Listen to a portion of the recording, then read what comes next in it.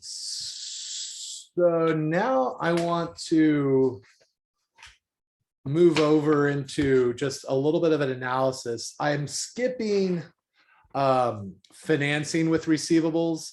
It is a really niche topic, and like disposing of an accounts through a financing arrangement. The high level of it is we can finance, we can get loans, or we can sell our receivables for money rather than waiting to collect. And the one refrain that I usually refer to is everyone's seen a commercial where it's it's like JG Wentworth, and they're talking about it's my money and I need it now. So think of it in terms of a company, right? And the company made all these credit sales to customers, but they haven't been paid yet. And they're like, well, crap, that's my money. I've delivered my good or service. I recorded sales revenue, but I need it back. I need that cash collection from those accounts, right? And if they need it now, then they're going to have to basically sell the right of collection to another company. Like they can't get these people to pay, or they can't wait on that person's timetable. They'd sell it to a different company, that account receivable to a different company who can wait. And that's JG Wentworth. So if I was owed money and I was like, yeah, I got a structured annuity because of some, lawsuit that I won, but I want that money now because I got to pay my rent, I got my mortgage, I got, all this stuff going on, then I would sell my right to collect that annuity to JG Wentworth, and they're called a factor. So that's one way that accounts receivable can be turned into money through a financing arrangement, is you sell the right of collection that you have with your customer to another company. Now that company collects and you get the money from the person you sold it to. You can also borrow against your receivables and just use them as collateral. And that's called a secured borrowing, or in what we call an assignment. And whether it's a secured borrowing or an assigning, it just depends on whether we flag particular receivables. Like, well, you can have customer A and customer B. Those are the ones I'm putting up. That's assigning, because you're assigning individual accounts. The secured borrowing is just like, well, I have $1 million of receivables. If I can't pay you back with from the money I borrow you, then those are my collateral. You can start taking them, but I'm not like referencing and flagging particular accounts. So just know that exists. The accounting for it can get a little bit journal entry intensive and a little bit too in the weeds for us. So I just kind of want to let you know the world of financing with accounts receivable does exist. And it's typically, that's more of a bank, a finance industry sort of thing. And, part of it is the whole mortgage scandal that precipitated the 2008 and 2009 crisis, was companies factoring mortgages. Because to a bank, a mortgage is just a huge receivable. So that's part of how all that unraveled, was a lot of the factoring issues that were going on, which is a great deep dive, but more for, like a 4,000 level course. All right. So this is a little bit more on our level right now, a little bit less in the weeds.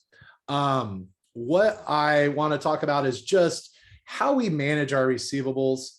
What can happen with receivables turnover ratios. So of course, credit policies and deciding who to lend money to, like who to say, all right, you can take this merchandise and pay me later, is a tricky decision, because if you do it with everyone, then you're going to have a lot of bad debt. If you do it too selectively, you might be cutting yourself off from sales, and potential sales revenue, because people like to have credit arrangement sales. They don't need to pay every time they receive something. They can pay you back in like 30, 60 days. right? So one of the solutions to getting our to accelerating cash collections on credit sales is to offer discounts, right? So we're thinking of not the trade discounts as much as the cash discounts, which incent the prompt payment of our sales. And remember, of course, this is when I use either the net or gross method, and I have people pay me back within a certain number of days in order to get that. An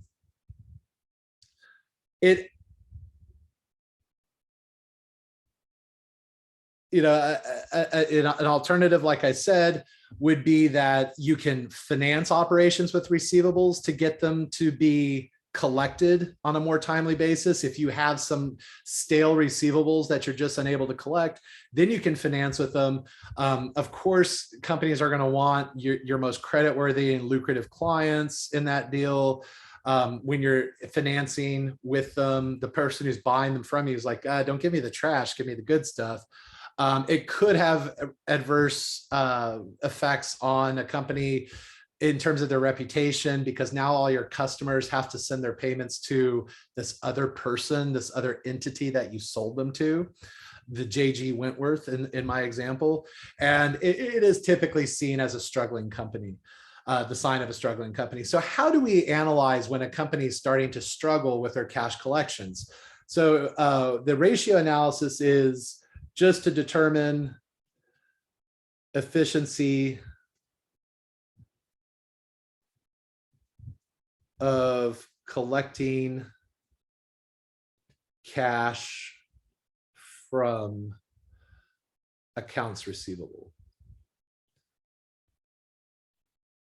So like I said, if our credit policies are too liberal, then we're going to run into this situation where we're going to have a lot of receivables, right? We're going to have a lot of receivables outstanding. So if people can't pay me back within a quarter, then all those receivables that resulted from sales during quarter one will still be outstanding in quarter two. And if those people I sold to in quarter one and quarter two can't pay me back within quarter two, then all of that will be outstanding in quarter three, and so on and so forth. And so as we start having issues with collecting accounts receivable, the average amount of accounts receivable is going to increase. Because remember that if we're talking about the average accounts receivable net, which remember is net of ADA and ASR. So if it's net of those two things, we're talking about a balance sheet number down here.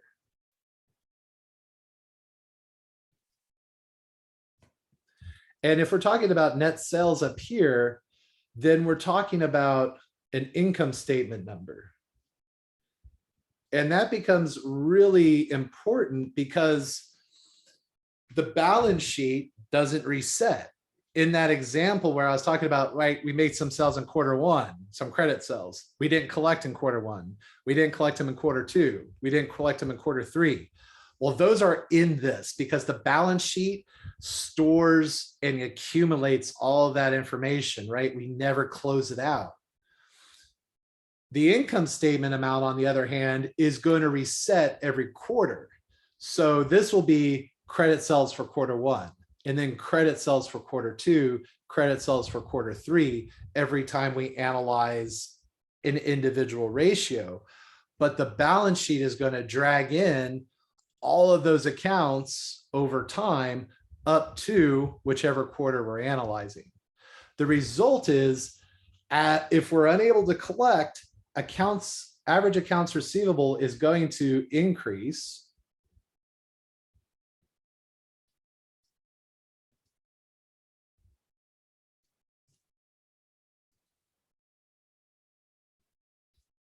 And accumulate because it's a balance sheet item.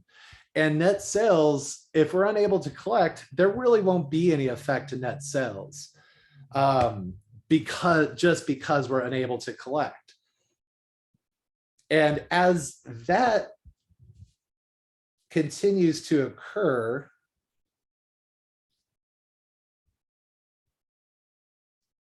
if we have no effect to the numerator in this transaction, but the denominator is steadily increasing over time, then we're going to have a lower, what we call lower receivables turnover. And that's the idea, is if we're able to turn over a receivable, that means we're able to collect it. We're able to zero it out, right? We create it with a sell, we zero it out with a collection. That means a high turnover. But if I'm unable to collect, then my accounts receivable are going to start to stack up over time. And overall, my ability to turn over receivables will be diminished. So that's a sign of trouble, is a lower receivables turnover.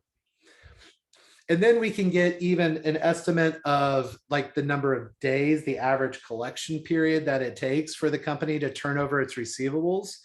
So basically, how long does it take for it to collect in cash all of its credit sales for a particular quarter or a year? How many times can it collect those sales over that time period? So for the year, it would be the 365 days divided by whatever our receivables turnover is. This just basically describes some of the stuff I set up here.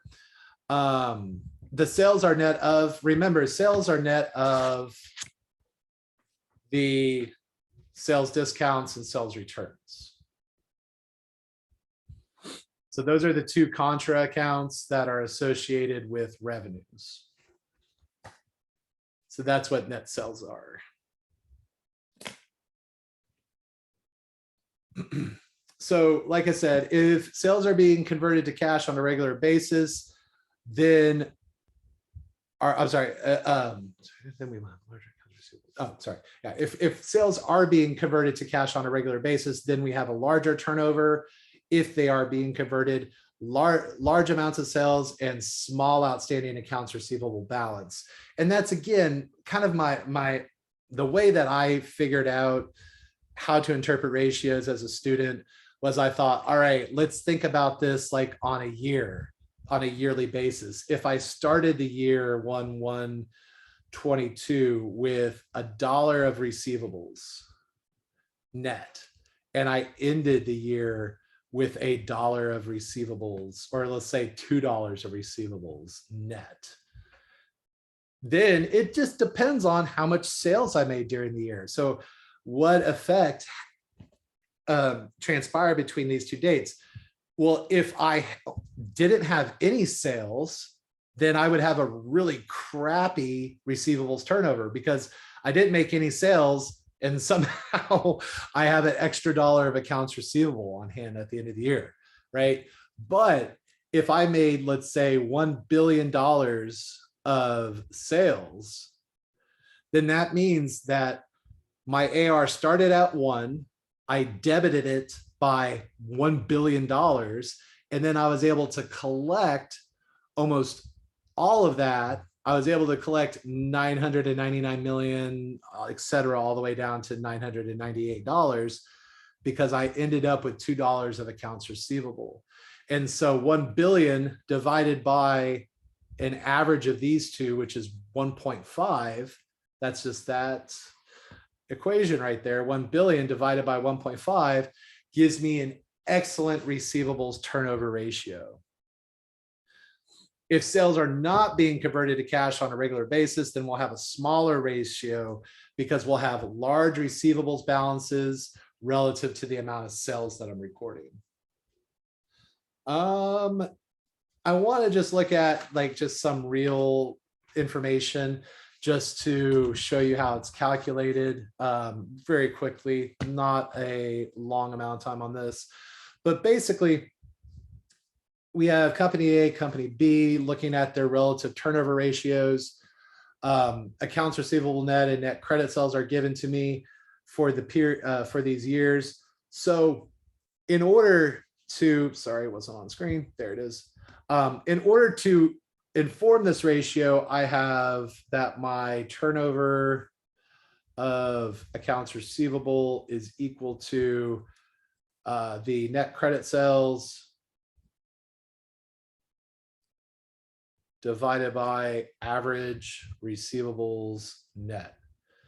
And I want to, similar to the profitability ratios, where I have an income statement item divided by a balance sheet item. Remember that because this is, for example, company A, if we're looking for the 20x4 turnover ratio, then we are looking for the income statement figure that happened during 20x4, because the income statement is a period statement. And so I would take that net credit sales number and I need to weight it by an average, because this was the ending balance of 20x3 or the beginning balance of 20x4. And here's the ending balance of 20x4. So I'm weighting it by an average of two things, because the 3,627 tells the story of what happened between these two endpoints, the beginning of the year and the end of the year, 20x4. And all right, so I take the average of the two, 224.6 plus 187.3 divided by 2 is 205.95. And I divide that into 3627.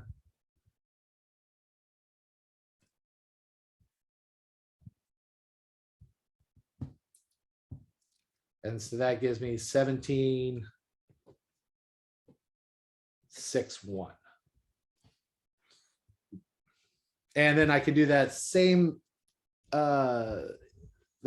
iteration for the second company, company B. The credit sales for that year were 12,202.7. And then I have an average of 709.6 plus 621.5. Divide that by 2 to get the average receivables over that time period, 665.55. Divide it and then take the reciprocal.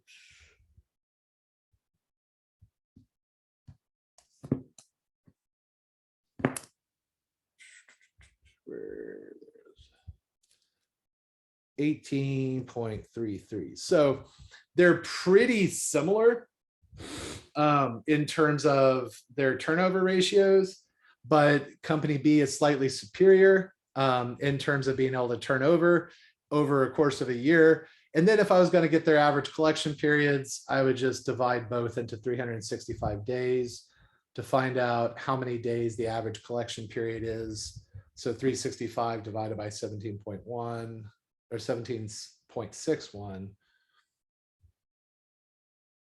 would indicate an average collection period of 20.73 days in order to collect receivable accounts. Okay. So that's just a little bit of analysis with that. In how to tie it in, because when we're talking about financial analysis, you always want to see how these things tie in. Obviously, nothing in the company is going to work in a vacuum. So they might have an excellent turnover or a really crappy turnover. Well, how can I tell a bigger story with that? One of the stories you could think of is the current ratio, because if you think about the current ratio, we recall what that means. That comes from the balance sheet. It's a liquidity ratio. It's, can my current assets fund my current liabilities? Well, how can the turnover of AR affect our interpretation of the current ratio? Well, remember, if we're using this ratio to say, all right, well, if I have this many of current assets, like $10 of current assets, and I only have $5 of current liabilities, well, then I should be good because these current assets can pay them off. However, let's say we have a high current ratio and a low AR turnover. Well, then some more questions might come up, like, okay, so the high current ratio, that's positive. You know, it says I have enough money in assets to cover my current liabilities, but the low accounts receivable turnover indicates a problem with collecting cash, problem with collecting AR. And of course, it would determine, part of it would be, well, how low is it? I mean, what's the average days to collect? Are they taking longer than a year to collect? You know, that would be very problematic. But also then you might ask things like, well, you know, how or what percent of current assets are accounts receivable? Because if a large amount were accounts receivable, then that high current ratio might not be such a great thing, because we have problems collecting a high percent of our current assets. And so you can kind of start to appreciate how, you know, ratios are great. They can tell us how a piece is moving, but then we always have to reflect on, well, how does that piece fit in with the other financial ratios? And what are then the questions that it prompts after that? Like I mentioned before, financial ratios don't necessarily offer answers to questions, but they tell you what questions to ask, because this would be my next thing. I would think, okay, well, maybe this isn't problematic, even if they have a low turnover, if the percent of their current assets that are accounts receivable is rather low, right? Who cares if they can't turn them over if it's not a substantial amount of money? Maybe they're more funded by inventory than they are their accounts receivable. So just some things to consider in terms of the financial analysis aspect of these things. All right. I want to, with the rest of our time, I want to talk a little bit about notes receivable.